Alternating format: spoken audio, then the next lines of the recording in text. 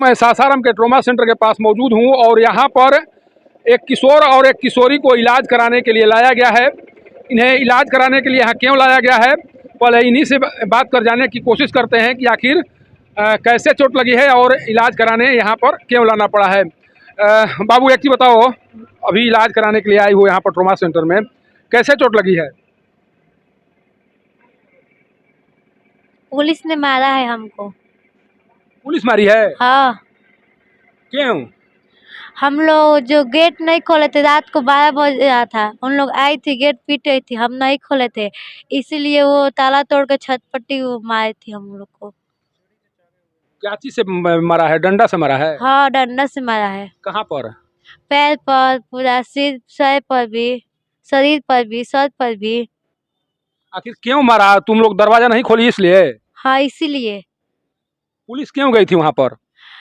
Police वहाँ पर गई थी, कुछ लोग दारू पी रहा था दुआर पर, वो बोल दिया हम ही लोग को, हम लोग नहीं पर दिए थे। शराब के मामले को लेकर गई थी वहाँ पर? हाँ, तो दरवाजा खुलवा, पुलिस को खुलवा रही थी, तुम लोग दरवाजा नहीं खोली इसीलिए मारना शुरू कर दी पुलिस? हाँ।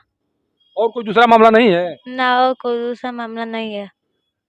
और क्या किन किन को मारी है? तुमको और किसी को की पिटाई की है?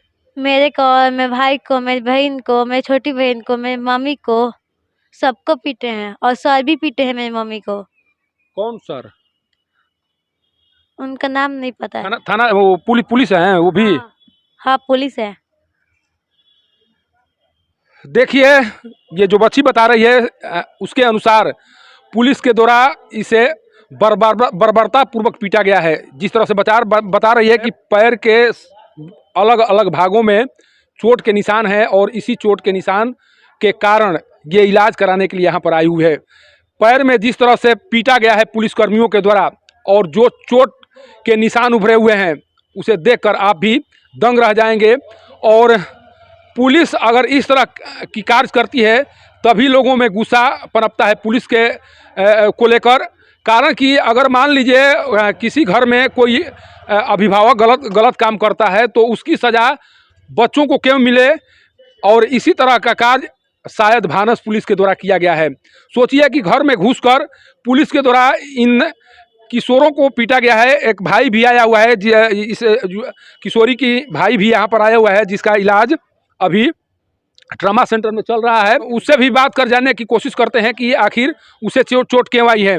उसके शरीर पर जिस तरह से चोट का निशान है, उस निशान को आप देखेंगे तब पता चलेगा कि पुलिस ने बिना जुर्म किए हुए इन्हें बर्बरतापूर्वक पिटाई की है। क्या नाम है बाबू? राजकुमार। कहाँ घर पड़ता है? भानस। यहाँ पर क्यों आए हो? ट्रॉमा सेंटर क्यों आए हो? अपना इलाज करवाने। आखिर क्या हुआ है तुमको? मेरे को पुलिस ने पीटा है क्यों? घर में घुसकर। क्यों? क्योंकि हम दरवाजा नहीं खोले थे, इसलिए। तुम लोगों को पता था कि पुलिस आई हुई है? पता था, इसके बाद भी दरवाजा नहीं खोला तुम लोग? नहीं, मुझे पता नहीं था, हम लोग सोए थे। तो कैसे फिर दरवाजा, पुलिस घर में कैसे गई? जब दरवाजा नहीं खुला तो पुलिस कैसे गई घर में? छत पे चढ़ के सीढ़ी से नीचे गई है, ताला खोल के हम लोग को मारने लगी। कौन उस समय घर में कौन कौन था? हम थे, मेरा दीदी थी और मेरी मम्मी थी। सबको पिटाई? सबको पिटा है? हाँ, आखिर सबको। क्यों? कारण क्या रहा होगा? मारने का कारण क्या रहा होगा? क्यों पुलिस ने पिटाई क्यों की है तुम लोगों को? पता नहीं, दरवाजा नहीं खोलने के लिए। कोई मामला होगा पुलिस के वहां जाने का? कारण क्या रहा होगा? क्यों पुलिस गई थी घर पर? एक 3 आदमी वहाँ दारू पी रहा था, इसलिए हम लोग पे लग गया था, इसलिए दरवाजा नहीं खोले थे तो मारने लगी आकर। देखिए, इस किशोर के शरीर पर जिस तरह से निशान अभी दिखाई पड़ रहे हैं, उस निशान को देखकर आप भी दंग रह जाएंगे। कारण कि जिस तरह से पिटाई की गई है पुलिस के द्वारा, जो कथित तौर पर बताया जा रहा है इन लोगों के द्वारा, अगर उसमें सच्चाई है तो इतना मानिए कि आज भी नीतीश सरकार में पुलिस बर्बर है और बर्बरतापूर्वक पुलिस किशोरों को पीट रही है या पिटाई की गई है किशोरों की। और ये पिटाई इन किशोरों के दिलो दिमाग पर इस तरह से असर किया है जिस कारण से ये डरे सहमे हैं और कुछ बोल पाने की स्थिति में नहीं है। मान लीजिए अगर किसी कारण से ये लोग दरवाज़ा नहीं खोल पाए तो उसका समाधान अन्य तरीके से निकाला जा सकता था, लेकिन 12 बजे रात में आप किसी के घर में प्रवेश करते हैं और केवल इसलिए उसकी पिटाई करते हैं कि उसके द्वारा दरवाज़ा नहीं खोला गया। तो यह कहाँ का नियम है? और आपको रात में ही जाना क्यों जरूरी पड़ा? आप दिन में भी जा सकते थे, आप दिन में क्यों नहीं गए? हो सकता है कि शराब के मामले में कोई इनके घर का आरोपी हो, तो आप दिन में भी जा सकते थे। 12 बजे रात को जाकर जिस तरह से आपने इन बच्चों को पिटाई की है वो कोई मानव नहीं कर सकता है। पुलिस के भेष में कहीं ना कहीं वहाँ पर गए दानव ही इस तरह के काम कर सकते हैं। जो अभी चोट का निशान शरीर पर दिखाई पड़ रहा है, उस निशान को देखकर शरीर में एक तरह से सिहरन पैदा हो जा रही है। लेकिन जिनके द्वारा पिटाई की गई है उन्हें इस तरह की ममता या इस तरह की बात उनके दिलो दिमाग में क्यों नहीं आई कि आखिर इनका कसूर क्या है?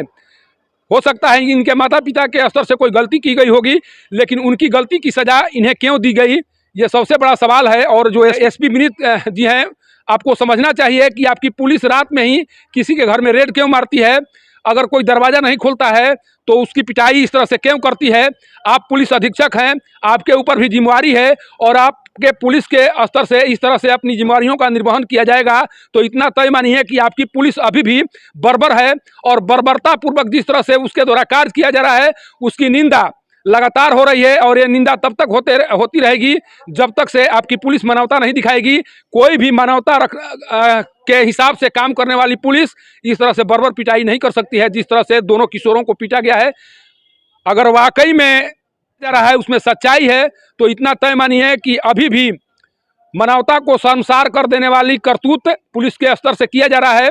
और इस कार्य के बदौलत नीतीश कुमार की सरकार की बदनामी हो रही है।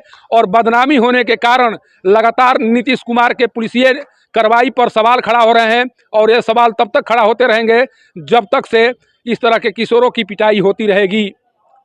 सासाराम से पब्लिक न्यूज़ के लिए सत्येंद्र चौबे की रिपोर्ट।